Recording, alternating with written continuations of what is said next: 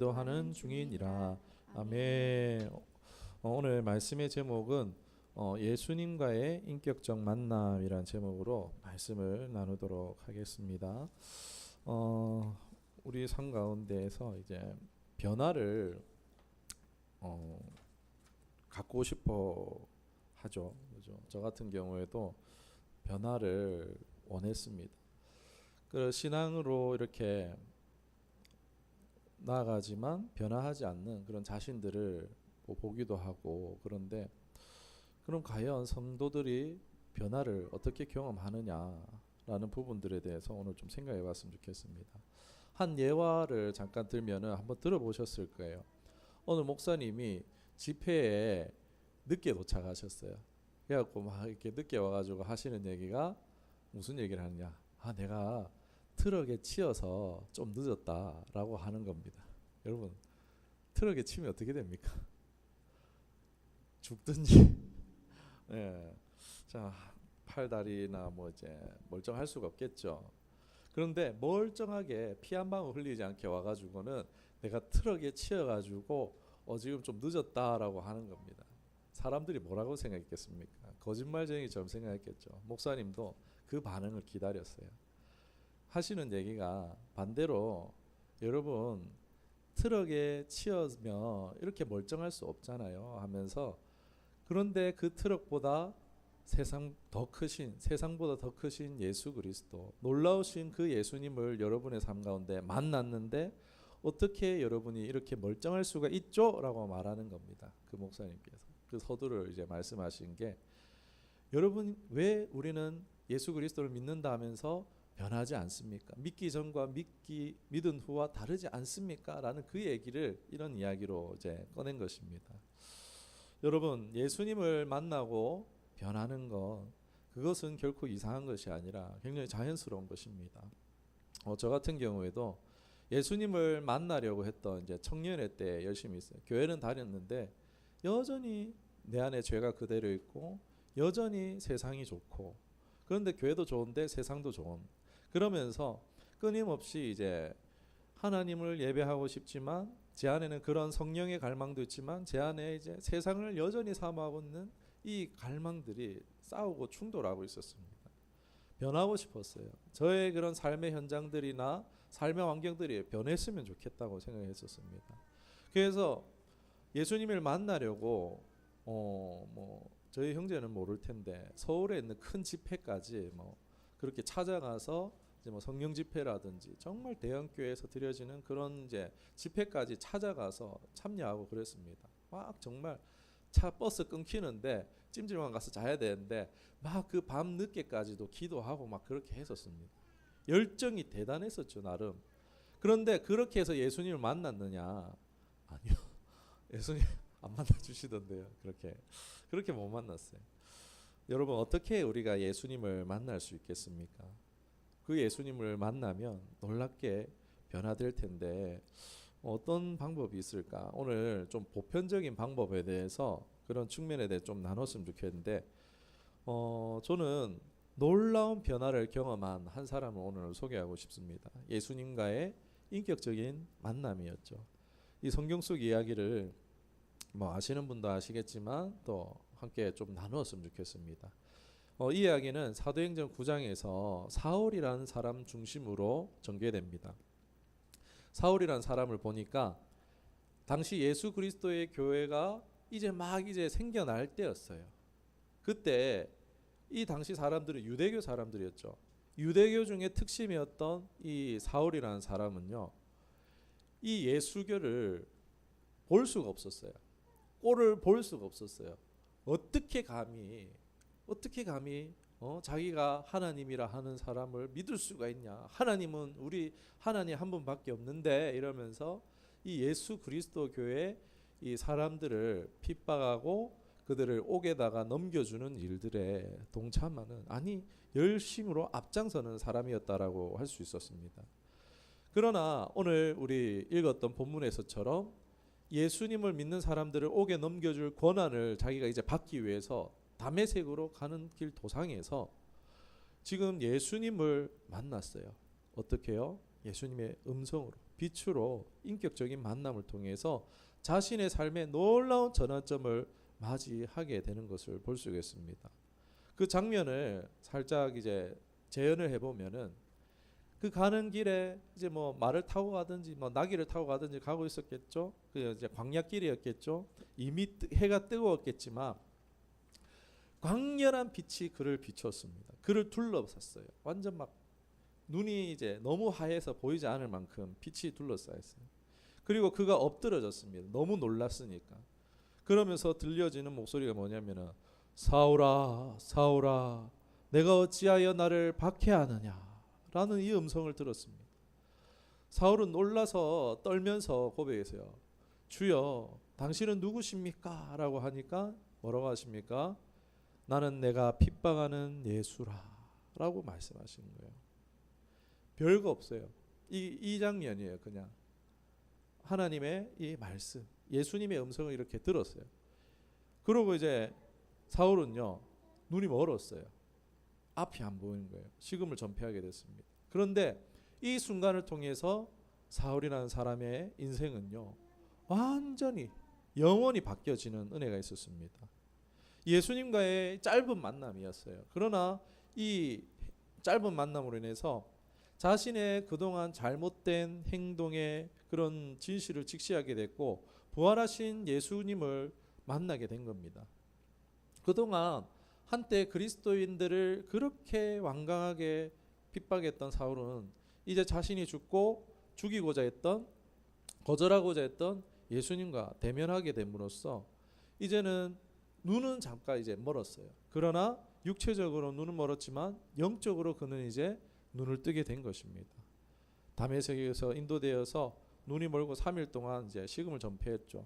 그리고 그동안 사울은 기도했다고 말합니다. 깊은 내면의 변화의 시간을 가졌다는 것을 볼 수가 있습니다. 예수님과의 만남은요 그 이전에 율법의 삶, 이제 유대교의 율법에 근거한 믿음이 깨트려지는 시간, 진리의 눈을 뜨는 시간이 그 3일간이 되어졌다는 것입니다. 다메섹에서 이제 돌아왔을 때 아나니아라는 이제 예수님으로부터 아나니아에게 하나님 말씀하세요. 사울이라는 자에게 가서 이제 안수하여서 눈을 뜨게 해주라라는 그런 말씀을 받습니다. 아나니아는 사울에 대한 평판이 소문이 다 나 있었어요. 그래서 사울에게 가기를 주저했습니다. 그러나 주님은 사울이 이 이방인과 또 왕과 이스라엘 백성들 앞에서 예수님의 이름을 전할 도구로 선택되었다라는 확신을 시켜줌으로써 이제 우리가 읽지는 않았지만 아나니아가 사울에게 가서 안수하여 주고 눈을 뜨게 하여 지게 됩니다. 그 순간부터 이제 우리가 바울로 알려진 사울의 예수 그리스도의 열렬한 추종자가 되어지는 복음 전파의 삶이 펼쳐지고 이 사도행전의 이야기가 나타난다라고 볼 수 있겠습니다. 여러분 살아계신 그리스도와의 만남은요, 이 인격적 만남은요, 바울을 박해자에서 사도로 변화시켰다는 것입니다. 오늘 이러한 놀라운 은혜의 변화가, 거룩으로의 변화가 오늘 우리의 삶 가운데 나타나지기를 주님의 이름으로 축원합니다. 바울이 이제 바울이 됐죠. 이제 그가 신약의 대부분을 기록한 것을 우리가 알 수 있습니다. 초대 기독교 전파에 중추적인 역할을 했어요. 예수님과의 만남은요, 이전과의 삶과는 완전히 다른 삶으로 바뀌었고, 그로 하여금 믿음에 어쩌면 이제 다 사도들 다 이제 대단하지만 우리가 볼 때에 어쩌면 가장 위대한 그런 사도가 될 수 있도록 이 인격적 만남이 그러한 놀라운 사도가 될 수 있는 힘이 되어졌다라고 할 수 있겠습니다. 여러분 사울의 이 변화의 이야기에서 우리가 무엇을 깨달을 수 있을까요? 이 바로 예수님을 개인적으로 만나는 것이 바로 우리의 삶을 근본적으로부터 변화시킬 잠재력이 있다는 것을 강력하게 생각시켜 준다는 것입니다. 여러분 나를 변화시키기 위해서 얼마나 노력합니까? 막 새해가 되면은 계속 변화해 보려고 뭐 안 해보려고 습관 고쳐 보려고 많이 노력하지만 그건 어디까지나 우리의 행태에 이제 변화를 줄 뿐이죠. 사울이 그릇된 믿음에서 예수님을 만나서 변했듯이 우리도 살아계신 예수 그리스도를 인격적으로 만날 때에 변화하게 되어지는데, 그것은 단순히 삶의 형태의 변화가 아니라 우리 인생의 삶의 동기의 변화, 우리 중심의 변화가 나타나게 되는 줄 믿습니다. 바로 우리의 중심의 변화가 우리의 삶을 변화시켜 준다는 것입니다. 사실 우리 신앙생활 하면서 뭘 기대하죠? 내 삶의 변화. 작은 변화도 원하기도 하지만 궁극적으로는 계속 예수 그리스도를 신앙하다 보면 어떻습니까? 정말 나의 삶이 변화했으면 좋겠다. 이대로는 안 되겠다. 정말 내 삶이 변했으면 좋겠다. 그런 기대들이 있지 않으십니까? 저는 그랬어요. 정말 이 사도 바울의 이야기처럼 정말 예수님을 만나서 극적으로 변하게 되고, 이제 더 이상 나는 이제 세상 간 곳 없고 예수만 보이고 막 능력의 종으로 쓰임 받는 막 그런 생각들을 가졌어요. 막 세계 어디로나 가면서 하나님 예비하신 사람들을 만나고 막 환영받고 복음을 전하고 막 그런 멋진 생각들을 해봤어요.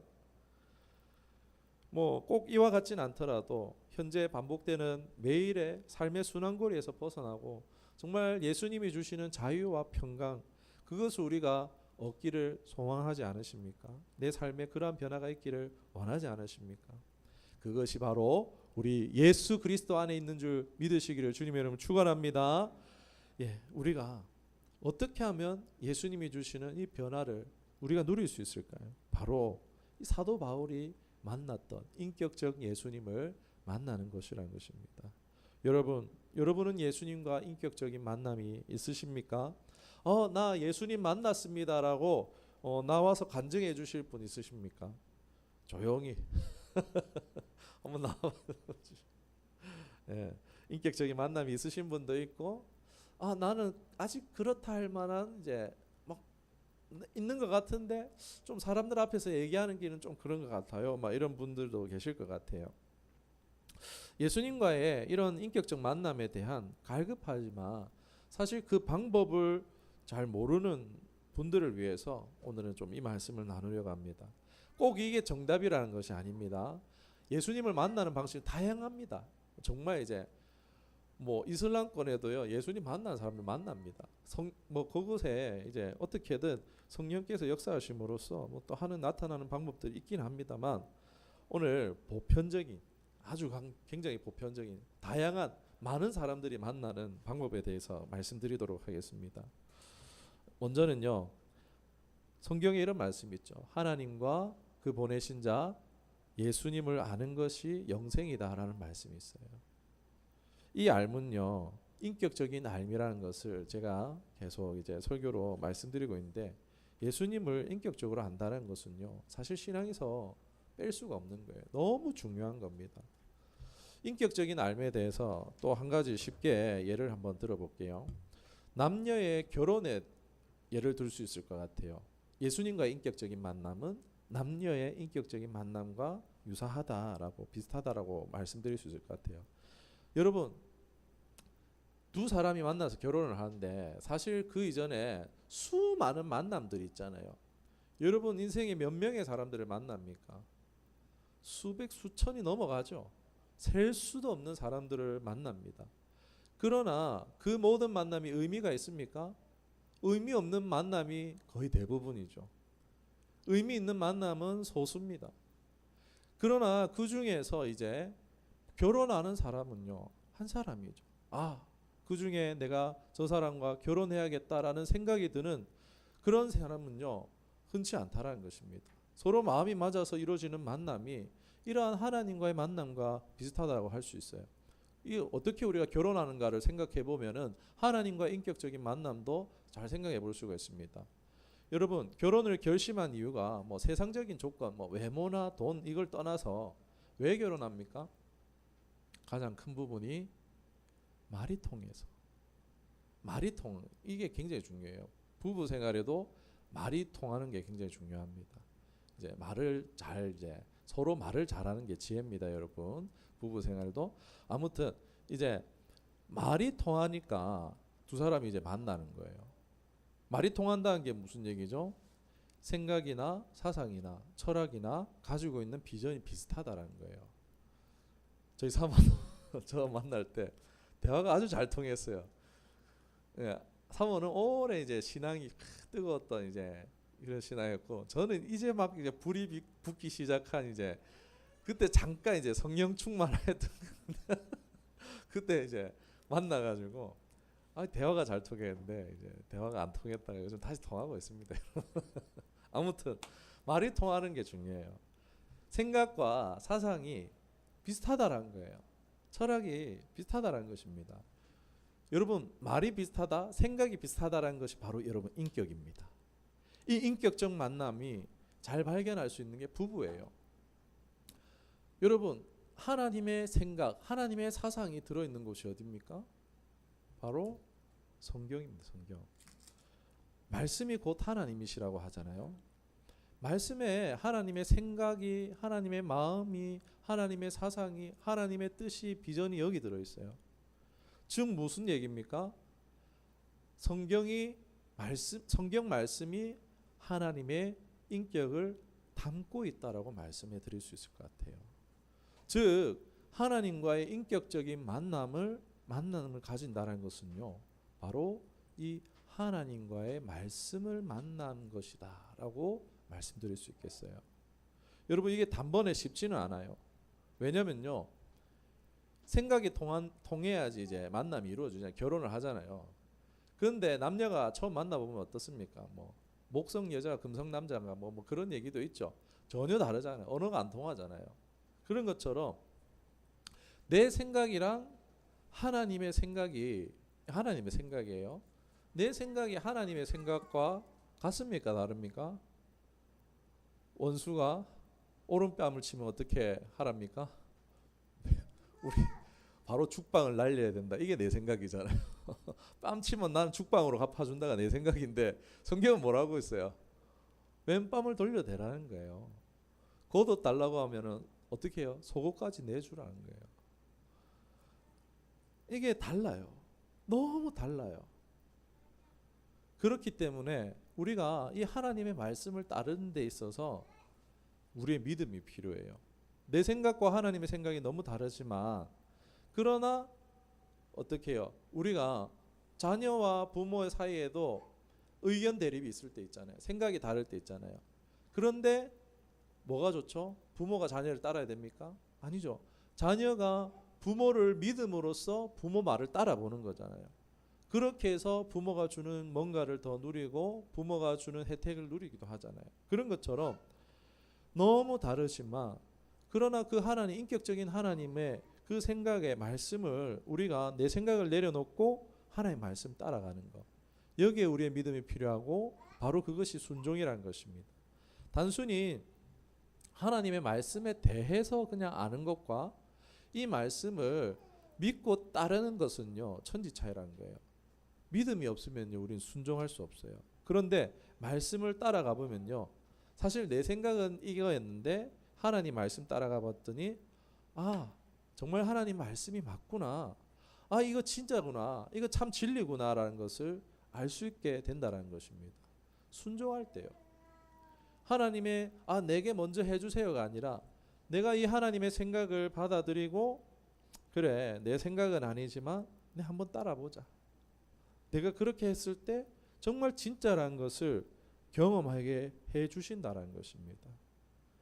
그럴 때 우리가 하나님을 눈으로 보지 못해도, 어떠한 느낌으로 하나님을 만나보지 못하여도요, 그러나 이 말씀이 맞다라는 것을 깨달아질 때 바로 눈으로 본 것보다 더 확실하게 우리가 믿을 수 있다는 것입니다. 더 확실하게 더 예수님을 믿고 따를 수가 있게 되어진다는 것입니다. 그것을 경험한 사람은요, 말씀이 진짜라는 것을 내 생각을 내려놓고 하나님 말씀을 받아들이고 그것을 따라서 확신을 받았을 때요, 그 사람은요, 이제 이 말씀이 더 이상 죽은 하나님이, 죽은 글자가 아니라 살아있는 글자, 죽은 하나님이 아니라 살아있는 하나님이 되어지는 줄 믿습니다. 이제는 내가 이 말씀 따라가야겠지, 예수님만 따라가는 삶을 결단하게 되는 계기가 바로 말씀을 경험하는 것, 인격적 관계가 되는 것이다 라고 할 수 있겠습니다. 여러분, 사도 바울이요, 다메섹으로 가는 길 위에서 예수님을 만났어요. 그 짧은 만남이에요. 예수님의 음성, 짧은 음성을 들었어요. 그 7일, 3일간의 칠흑 같은 어둠 속에서 식음을 전폐하는 시간이었어요. 여러분, 하나님이 왜 사울의 눈을 멀게 했을까요? 이거 한번 생각해보고 말씀을 마쳤으면 좋겠습니다. 왜 사울의 눈이 멀었겠습니까? 그리스도인들을 옥에다가 넘겨준 죄에 대한 벌일까요? 사울은 유대인 중에 유대인이었어요. 우리가 보는 것은요, 우리의 비전, 가치관입니다. 사울은요, 그동안 유대의 가치관에 안경을 쓰고 있었어요. 유대인의 세계관 안경을 쓰고 있었습니다. 누구보다 더 유대인 중에 유대인이었어요. 누구보다 유대인 중에서 내가 더 옳다라고 여기는 사람이었어요. 그런데 그는 한마디로 들을 귀가 없었어요. 아무리 예수 그리스도의 복음이 좋다고 해도 자기의 세계관이 너무 강력하니까 들을 수가 없었어요. 자신의 생각이나 사상을 굽힐 생각이 1도 없는 사람이 바로 사울이었다는 것입니다. 그런데 그게 잘못됐다는 게 아니에요.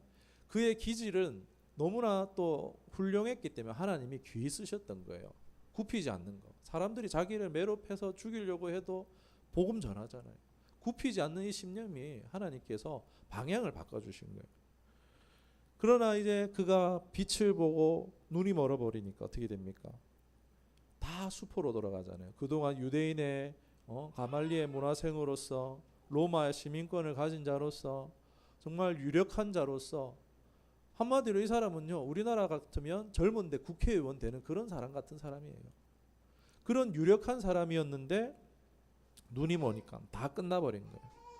그런데 대신 눈을 멀었는데 예수 그리스도에 대한 진리가 그동안 들었던 내 안에 1도 침투하지 못했던 그리스도의 복음이 눈이 머니까 들려지는 거예요. 깨달아지는 거예요. 그리스도의 진리가 깨달아지는 거예요. 그동안 잘못된 이제 확신과 잘못된 믿음이 깨트려질 수 있었고, 이에 그는 3일 동안 식음을 전폐하고 회개했던 겁니다. 그 가운데 하나님이 아나니아를 보내서 아나니아라는 사람을 통해서 안수하여 눈이 뜨게 되는 환상을 보여주세요. 그리고 하나님은 아나니아에게 사울이라는 자가 너를 통해서 안수하여서 눈이 뜨는 환상을 봤다. 너 가서 안수해줘라. 그러면서 아나니아를 보내서 그의 눈의 시력이 회복되게 해주셨습니다. 여러분, 저는 만약에 사울이 눈이 멀고도 끝까지 그리스도가 내 눈을 멀게 했어 이러면서 자기 세계관을 깨트리지 않고 계속해서 머물러 있었다면요, 저는 평생 눈먼 자로 살았을지도 모르겠다 싶습니다. 사랑하는 여러분, 우리는 하나님 아는 것, 예수님과의 인격적인 만남을 갖기 위해 애쓰기를 원합니다. 그건요, 밤새 기도하여서 신비한 육성 같은 음성을 듣는 것은 굳이 아니라는 것입니다. 그럴 수도 있지만 굳이 그것은 아니라는 것입니다. 꿈이나 환상이나 현시하는 그런 만남을 말하는 것은 아닙니다. 오늘 보편적인 것을 말씀드려요. 그런 것도 가능할 수 있지만 어디까지나 그건 특별한 경우예요. 저는요, 이걸요 비상섭리라고 합니다. 제 삶에 하나님의 비상섭리가 있어요. 왜요? 저는 택한 자가 그냥 죽으면 안 되잖아요. 하나님 택한 자는 반드시 구원하시잖아요. 죽으려고 섰던 그 난간에서도 하나님의 음성이 들려오는 그런 비상섭리가 있습니다. 그런데 여러분, 말 그대로 비상섭리예요. 비상섭리 뭡니까? 119입니다. 119. 맨날 119 부르면 됩니까, 여러분? 정상적인 루트로 통화를 해야지 맨날 119 불러가지고 경찰서 부르고 119 불러가지고 소통하면 됩니까? 그 정상적인 삶이 아니죠. 그런 것처럼 계속 비상섭리만 바라면요, 그건 정상적인 그리스도인의 삶이 아니라는 것입니다. 오해입니다. 누가 몇 시간 밤새 기도하면 만나 주시다 해서 해봤는데 안 되는 거예요. 진짜 하나님 계시나? 그런 생각 저도 들더라고요. 놔두세요, 괜찮아요. 카메라에 안 나옵니다. 하나님 없다는 소리가 나오는 거예요. 왜요? 그 카더라 하는 얘기를 들으니까 하나님 나는 안 사랑하는갑다. 저 친구는 만나주셨는데 나는 안 만나주시네. 그런 실망이 든다는 것입니다. 여러분, 아닙니다. 디모데전서 4장 5절에 하나님의 말씀과 기도로 거룩하여짐이란 것 같이요, 우리는요 보편적인 얼마든지 이 하나님의 생각, 하나님의 사상이, 하나님의 철학이 들어있는, 하나님의 뜻이 들어있는, 비전이 들어있는 이 하나님의 말씀을 통해서 얼마든지 인격적인 만남을 가질 수 있습니다. 이 성경의 말씀을 읽음으로 하나님의 생각과 마음과 그분의 결을 느끼고 알 수 있습니다. 다만 처음이 쉽지 않다라는 것입니다. 예, 성경 읽기 결코 쉽지 않습니다. 저도 교회 다닌 지 한 7, 8년 돼가지고 그때 이제 와 성경 일독 한번 해봐야겠다 싶어갖고 저 지리산 밑에 이제 성경 통독원이라고 있습니다. 거기에 일주일 동안 가가지고 그때 한번 이제 성경 일독 해봤어요. 그것도 내가 읽은 게 아니고 들려주는데 꾸벅꾸벅 졸면서 그러면서 들었으니까 일독했다 이러면서 그러면서 성경 통독했었어요. 여러분. 이런 게 쉽지는 않습니다.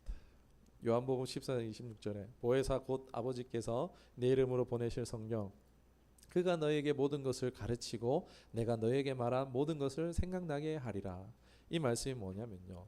내가 읽었든지 내가 들었든지 그 말씀이 생각나게 하심으로써 우리의 삶을 인도함 받을 수 있다는 거예요. 그러니까 내 안에 말씀이 없으면요. 하나님은 계속 비상섭리로 역사할 수밖에 없는 거예요. 막 꿈이나 환상이나 막 기적을 통해서 막 하나님 계속 그게 아니에요, 여러분. 하나님의 보편적인 방식은 요한복음 14장 26절에 나오고 있어요. 말씀으로 너희가 들었던 읽었던 그 말씀이 너희 마음에 생각나게 해줌으로써 너희가 인도함 받게 해주겠다라고 말씀하고 있잖아요. 이게 보편적인 방법이라는 것입니다. 여러분, 우리의 하나님과 인격적인 관계, 동행의 삶이 되는 것은 이 말씀을 읽고 듣고 순종함으로써 하나님의 역사나 열매 맺게 하심을 경험할 수 있는 줄 있습니다. 이를 맛본 사람은요 더 이상 세상의 요구의 방식을 따르지 않게 됩니다. 세상 속에서 살지만 하나님이 원하시는 뜻대로 살게 되는 줄 믿습니다. 이것은 결코 억지로 하는 것이 아닙니다. 자연스러운 일입니다. 우리 처음교회 아침 묵상과 성경 읽기를 하고 있습니다. 성경 읽기는 이제 아침 묵상은 매일 이제 이렇게 링크를 올려드리지만 성경 묵상은요 분기별로 이제 뭐 상반기 하반기에서 구약 신약 신청을 받고 있습니다. 신청자에 보내서 하는데 이건 결코 강제로 하는 게 아닙니다. 저의 사역은요 다 해드리는 게 아니에요. 막 손을 얹고 기도해서 막 낫게 해주고 막 문제 해결해주고 이게 제 역할이 아니에요. 막 어렵고 돈 없으면 막 갖다 주고 퍼주고 막 이게 제 사역이 아니에요. 그게 아니라 뭐 하나님이 여러분과의 그 관계를 맺을 수 있도록 하나님이 여러분의 삶 가운데 직접적으로 역사하실 수 있도록 저는 그냥 디딤돌이에요. 그냥 저는 서포터예요. 제가 뭘 하는 게 아니라 그거예요. 온라인으로 제자 훈련을 하려고 합니다. 네. 온라인으로 이제 제가 국제 제자 칼 세미나 이제 101인가 102기 이제 수료생입니다. 지도자 과정을 수료했습니다. 예, 잘 합니다, 여러분. 제자 훈련 뭐 해라고 막 지금 광고하는 건 아니고 언제 할지 모르겠는데 하긴 할 겁니다. 뭐 아무튼 준비되면 할 건데 여러분 제가 여러분을 돕기를 원해요. 서포터로 디딤돌에 그 역할을 감당하기 원합니다. 저는 여전히 목사이지만 아직도 저는 변화가 필요해요.